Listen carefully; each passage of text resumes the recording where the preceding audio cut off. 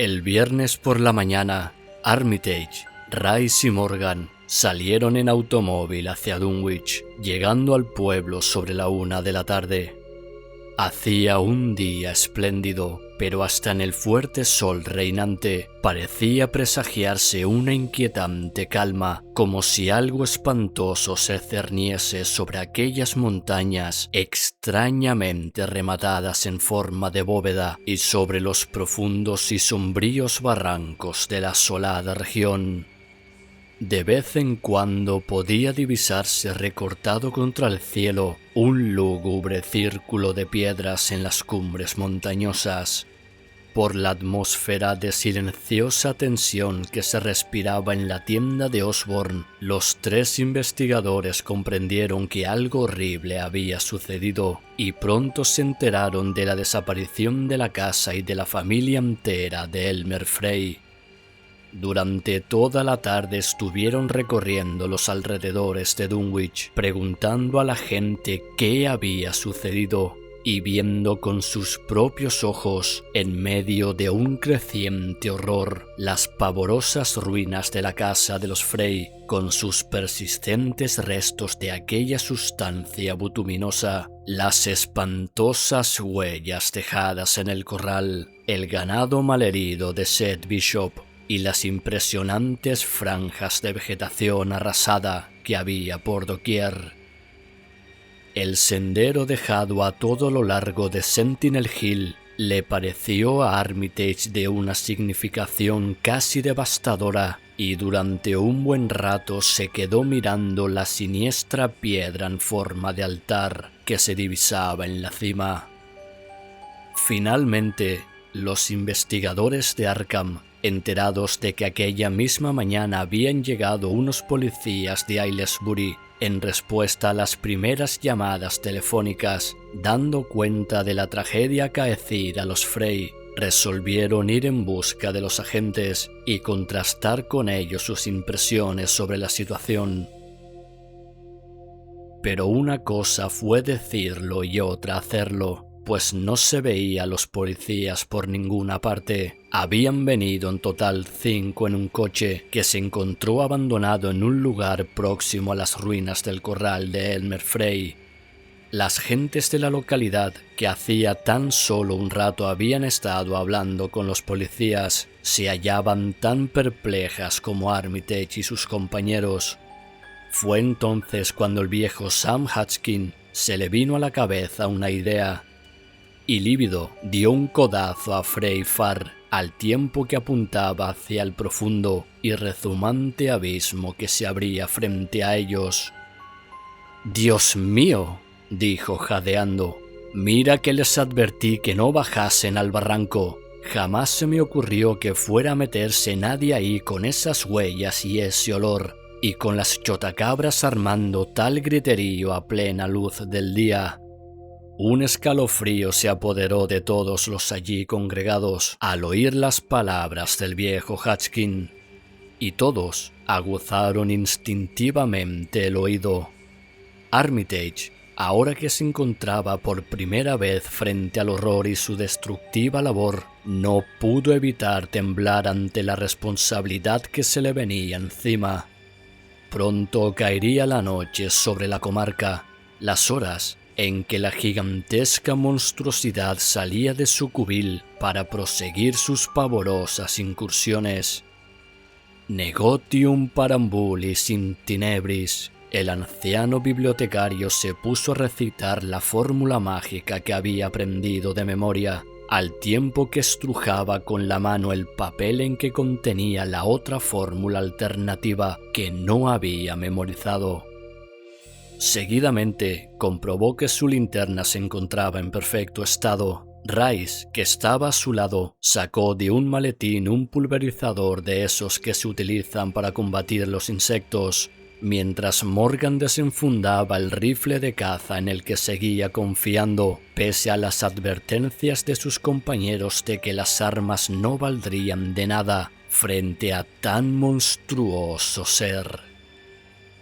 Armitage, que había leído el estremecedor diario de Wilbur, sabía muy bien qué clase de materialización podía esperarse, pero no quiso atemorizar más a los vecinos de Dunwich con nuevas insinuaciones o pistas. Esperaba poder librar al mundo de aquel horror sin que nadie se enterase de la amenaza que se cernía sobre la humanidad entera. A medida que la oscuridad fue haciéndose más densa, los vecinos de Dunwich comenzaron a dispersarse y emprendieron el regreso a casa, ansiosos por encerrarse en su interior, pese a la evidencia de que no había cerrojo o cerradura que pudiese resistir los embates de un ser de tal descomunal fuerza que podía tronchar árboles y triturar casas a su antojo. Sacudieron la cabeza al enterarse del plan que tenían los investigadores de permanecer de guardia en las ruinas de la granja de Frey, próxima al barranco. Al despedirse de ellos, apenas albergaban esperanzas de volver a verlos con vida a la mañana siguiente. Aquella noche se oyó un enorme fragor en las montañas y las chotacabras chirriaron con endiablado estrépito. De vez en cuando, el viento que subía del fondo del barranco de Cold Spring traía un hedor insoportable a la ya cargada atmósfera nocturna. Un hedor como el que aquellos tres hombres ya habían percibido en una anterior ocasión al encontrarse frente a aquella moribunda criatura que durante 15 años y medio pasó por un ser humano. Pero la tal esperada monstruosidad no se dejó ver en toda la noche. No cabía duda, lo que había en el fondo del barranco aguardaba el momento propicio, y Armitage dijo a sus compañeros que sería suicida intentar atacarlo en medio de la oscuridad nocturna. Al amanecer cesaron los ruidos. El día se levantó gris, desapacible y con ocasionales ráfagas de lluvia, mientras oscuros nubarrones se acumulaban del otro lado de la montaña en dirección noreste. Los tres científicos de Arkham no sabían qué hacer. Como quiera que la lluvia reciase, se guarnecieron bajo una de las pocas construcciones de la granja de los Frey que aún quedaba en pie, en donde debatieron la conveniencia de seguir esperando o arriesgarse y bajar al fondo del barranco a la caza de la monstruosa y abominable presa. El aguacero reciaba por momentos y en la lejanía se oía el fragor producido por los truenos, en tanto que el cielo resplandecía por los relámpagos que lo rasgaban, y muy cerca de donde se encontraban se vio caer un rayo, como si directamente se dirigiese al maldito barranco. El cielo se oscureció totalmente y los tres científicos esperaban que la tormenta, aunque violenta, pasara rápidamente y luego esclareciera. Aún seguía cubierto de oscuros nubarrones el cielo, cuando no haría siquiera una hora hasta ellos llegó un auténtico babel de voces que se acercaban por el camino. Al poco pudo divisarse un grupo despavorido integrado por algo más de una docena de hombres que venían corriendo y no cesaban de gritar y hasta de sollozar histéricamente. Uno de los que marchaban a la cabeza prorrumpió a balbucir palabras sin sentido. Sintiendo un pavoroso escalofrío los investigadores de Arkham cuando las palabras adquirieron coherencia. «¡Oh, Dios mío, Dios mío!», se oyó decir a alguien con una voz entrecortada. «¡Vuelve de nuevo! Y esta vez en pleno día. Ha salido y se mueve en estos momentos. Que el Señor nos proteja». Tras oírse unos jadeos, la voz se sumió en el silencio, pero otro de los hombres retomó el hilo de lo que decía el primero. Hace casi una hora, Zeb Wateley oyó sonar el teléfono. Quien llamaba era Mrs. Corey, la mujer de George, el que vive abajo en el cruce. Dijo que Luther, el mozo, había salido en busca de las vacas al ver el tremendo rayo que cayó cuando observó que los árboles se doblaban en la boca del barranco y percibió el mismo hedor que se respiraba en las inmediaciones de las grandes huellas el lunes por la mañana, y según ella, Luther dijo haber oído una especie de crujido o chapoteo, un ruido mucho más fuerte que el producido por los árboles o arbustos al doblarse, y de repente los árboles que había a orillas del camino se inclinaron hacia un lado y se oyó un horrible ruido de pisadas y un chapoteo en el barro. Pero, aparte de los árboles y la maleza doblados, Luther no vio nada. Luego, más allá de donde el arroyo Bishop pasa por debajo del camino, pudo oír unos espantosos crujidos y chasquidos en el puente, y dijo que parecía como si fuese madera que estuviese resquebrajándose. Pero, aparte de los árboles y los matorrales doblados, no vio nada en absoluto, y cuando los crujidos se perdieron a lo lejos, en el camino que lleva a la granja del brujo Whateley y a la cumbre de Sentinel Hill, Luther tuvo el valor de acercarse al lugar donde se oyeron los ruidos primero y se puso a mirar el suelo. No se veía otra cosa que agua y barro, el cielo estaba encapotado y la lluvia que caía empezaba a borrar las huellas. Pero cerca de la boca del barranco, donde los árboles se hallaban caídos por el suelo, aún había unas horribles huellas tan gigantescas como las que se vio el lunes pasado. Al llegar aquí tomó la palabra el hombre que había hablado en primer lugar. Pero eso no es lo malo, eso fue solo el principio. Zeb convocó a la gente y todos esperaban escuchando cuando se cortó una llamada telefónica que hacían desde la casa de Seth Bishop. Sally, la mujer de Seth, no paraba de hablar, en tono muy acalorado. Acababa de ver los árboles tronchados al borde del camino y dijo que una especie de ruido acorchado, parecido al de las pisadas de un elefante, se dirigía hacia la casa. Luego dijo que un olor espantoso se metió de repente por todos los rincones de la casa y que su hijo Chauncey no cesaba de gritar que el olor era idéntico al que había en las ruinas de la granja de Whateley el lunes por la mañana. Y a todo esto, los perros no paraban de lanzar horribles aullidos y ladridos. De repente, Sally pegó un fenomenal grito y dijo que el cobertizo que había junto al camino se había derrumbado como si la tormenta se lo hubiese llevado por delante, solo que apenas corría viento para pensar en algo así.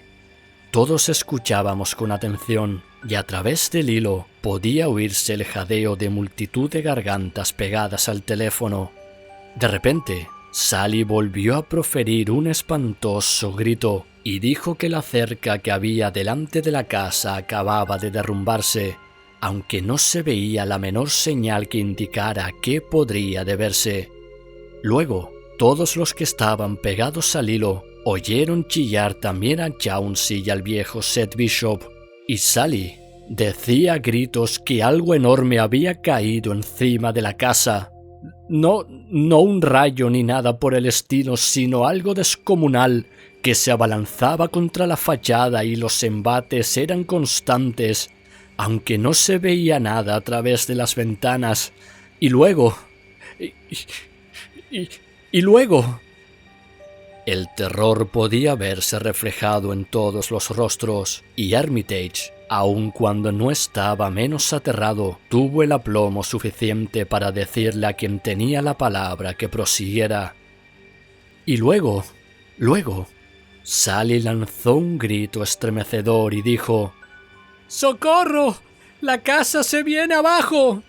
Y desde el otro lado del hilo pudimos oír un fenomenal estruendo y un espantoso griterío, igual que pasó con la granja de Elmer Frey, solo que esta vez peor. El hombre que hablaba hizo una pausa y otro de los que venía en el grupo prosiguió el relato. Eso fue todo. No volvió a oírse ni un ruido ni un chillido más, solo el más absoluto silencio. Quienes lo escuchamos sacamos nuestros coches y furgonetas y a continuación nos reunimos en casa de Corey, todos los hombres sanos y robustos que pudimos encontrar, y ahora venimos hasta aquí para que nos aconsejen qué hacer ahora. Es posible que todo sea un castigo del Señor por nuestras iniquidades, un castigo del que ningún mortal puede escapar.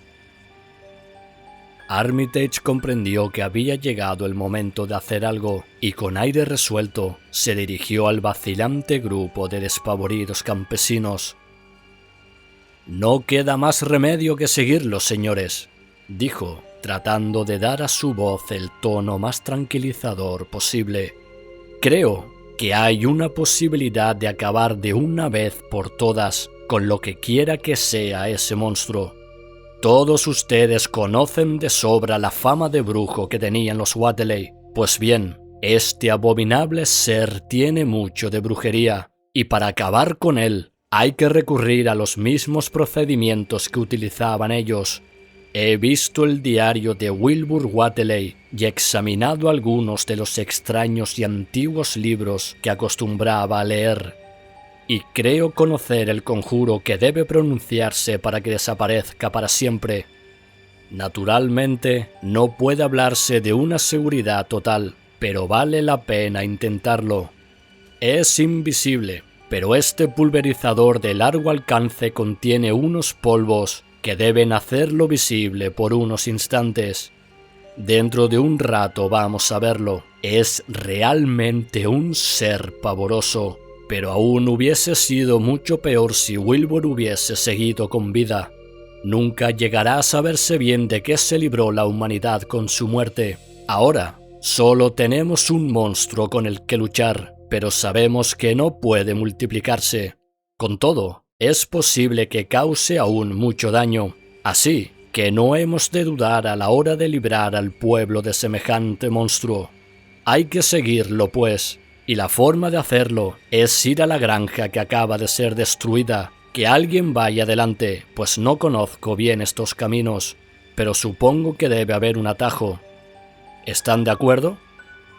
Los hombres se movieron inquietos sin saber qué hacer, y Earl Saway, apuntando con un dedo tiznado por entre la cortina de lluvia que amainaba por momentos, dijo con voz suave: «Creo que el camino más rápido para llegar a la granja de Seth Bishop es atravesar el prado que se ve ahí abajo y vadear el arroyo por donde es menos profundo, para luego subir por las rastrojeras de Carrier y los bosques que hay a continuación. Al final se llega al camino alto que pasa a orillas de la granja de Seth que está al otro lado». Armitage, Rice y Morgan se pusieron a caminar en la dirección indicada, mientras la mayoría de los aldeanos marchaba lentamente tras ellos. El cielo empezaba a clarear y todo parecía indicar que la tormenta había pasado, cuando Armitage tomaba involuntariamente una dirección equivocada. Joe Osborne se lo indicaba y se ponía delante para mostrar el camino. El valor y la confianza de los hombres del grupo crecía por momentos, aunque la luz crepuscular de la frondosa ladera casi cortada a pico que había al final del atajo, por entre cuyos fantásticos y añejos árboles hubieron de trepar cual si de una escalera se tratase, pusieran tales cualidades a prueba. Al final llegaron a un camino lleno de barro justo al tiempo que salía el sol. Se hallaba algo más allá de la finca de Seth Bishop, pero los árboles tronchados y las inequívocas y horribles huellas eran buena prueba de que ya había pasado por allí el monstruo. Apenas se detuvieron unos instantes a contemplar los restos que quedaban en torno al gran hoyo. Era exactamente lo mismo que sucedió con los Frey, y nada vivo ni muerto podía verse entre las ruinas de lo que en otro tiempo fueran la granja y el establo de los Bishop. Nadie quiso permanecer allí mucho tiempo entre aquel hedor insoportable y aquella viscosidad bituminosa. todos volvieron instintivamente al sendero de espantosas huellas que se dirigían hacia la granja en ruinas de los Wateley y las laderas coronadas en forma de altar de Sentinel Hill. Al pasar ante lo que fuera la morada de Wilbur, todos los integrantes del grupo se estremecieron visiblemente y sus ánimos comenzaron a flaquear. No tenía nada de divertido seguir la pista de algo tan grande como una casa y no lograr verlo, si bien podía respirarse en el ambiente una maléfica presencia infernal. Frente al pie de Sentinel Hill, las huellas dejaban el camino y podía apreciarse una fresca vegetación aplastada y tronchada a lo largo de la ancha franja que marcaba el camino seguido por el monstruo en su anterior subida y descenso de la montaña.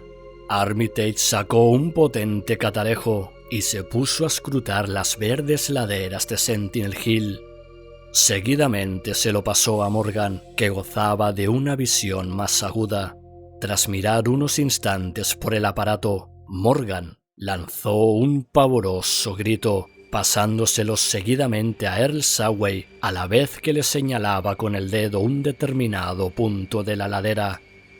Saway, tan desmañado como la mayoría de quienes no están acostumbrados a utilizar instrumentos ópticos, estuvo dándole vueltas unos segundos hasta que finalmente, y gracias a la ayuda de Armitage, logró centrar el objetivo. Al localizar el punto, su grito aún fue más estridente que el de Morgan. ¡Dios Todopoderoso! La hierba y los matorrales se mueven. Está subiendo, lentamente como si reptara. En estos momentos llega a la cima. ¡Oh, que el cielo nos ampare! El germen del pánico pareció cundir entre los expedicionarios. Una cosa era salir a la caza del monstruoso ser, y otra muy distinta encontrarlo. Era muy posible que los conjuros funcionaran, pero ¿y si fallaban? Empezaron a levantarse voces en las que se le formulaban a Armitage todo tipo de preguntas acerca del monstruo, pero ninguna respuesta parecía satisfacerles. Todos tenían la impresión de hallarse muy próximos a fases de la naturaleza y de la vida absolutamente extraordinarias y radicalmente ajenas a la existencia misma de la humanidad.